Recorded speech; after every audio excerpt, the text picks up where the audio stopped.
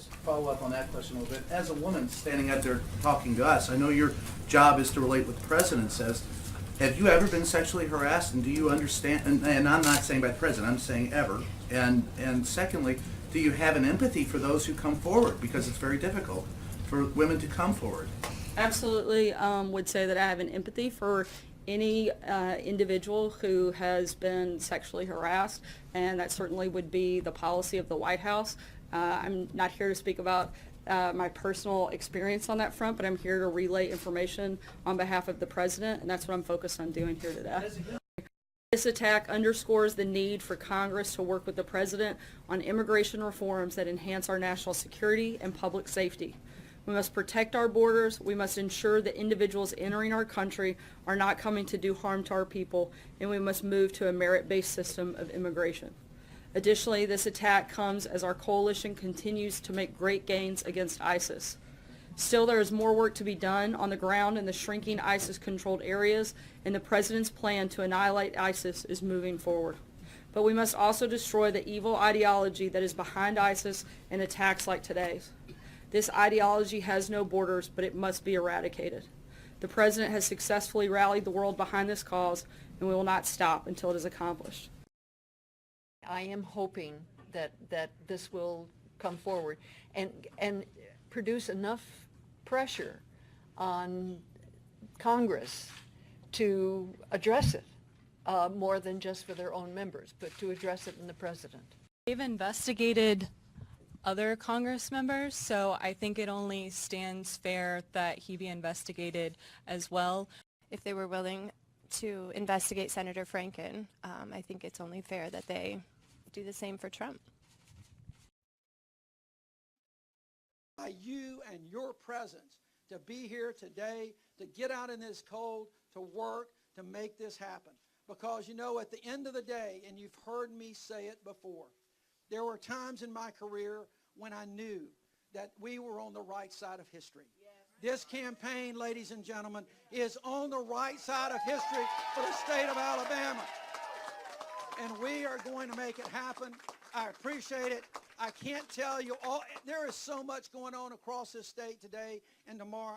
This is not about him. It really is not. I've come to love this man, respect this man. I've watched him from afar. I've been up real close with him for the last 2 days, running around this incredible state.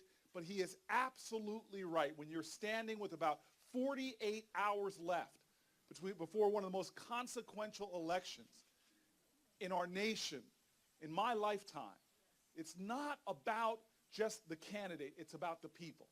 And what I know from years of coming down to this great state, from years, in fact, just this year was here months ago, running around to Tallahassee and Uniontown and Mobile and Africatown, seeing the goodness and the decency of folk. America runs vibrant and real and strong here. The best of who we are is here. This is the United States of America, proud state.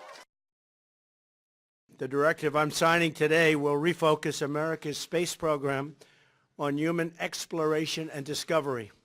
It marks an important step in returning American astronauts to the moon for the first time since 1972 for long-term exploration and use. This time, we will not only plant our flag and leave our footprint, we will establish a foundation for an eventual mission to Mars and perhaps someday to many worlds beyond.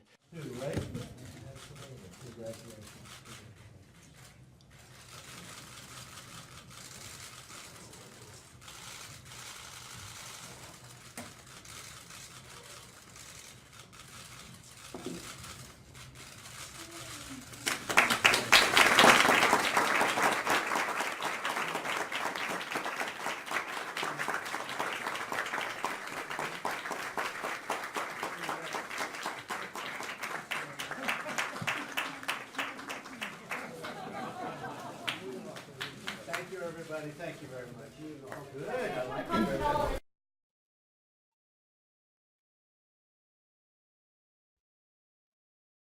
White House officials believe the administration is weathering the storm wrought by former National Security Advisor Michael Flynn's guilty plea, and staff remains optimistic that President Trump will survive the Russia investigation that has clouded much of the president's first year in office. According to dozens of interviews with current and former White House officials and advisors, the mood in the West Wing largely reflects the cool attitude of Attorney Ty Cobbs, who is telling Trump and his aides that the investigation will wrap up by year's end or soon thereafter. And the Trump administration is checking items off its to-do list, tax legislation, and the announcement regarding Jerusalem in particular, even as Special Counsel Robert Mueller's investigation moves closer to the White House. A small but significant segment of Trump world says it's wishful thinking that the probe will end soon, and that there is growing anxiety that Mueller is methodically working his way up the food chain in an investigation that's months, if not years from. The Trump administration has scrapped an Obama-era proposal requiring airlines and ticket agencies to disclose baggage fees as soon as passengers start the process of buying a ticket. The Department of Transportation posted a notice on the Federal Register this week that it is withdrawing the proposed rule, along with another plan to force air carriers to disclose how much revenue they make from charging their ancillary fees. The administration, which has made easing regulatory burdens for businesses a top priority, said the rules have, quote, limited public benefit. Airlines are already required to disclose information about optional service fees on their websites, but consumer groups say it's still difficult for passengers to compare airfare ticket prices, fees, and associated rules, and have pushed for more transparency at the start of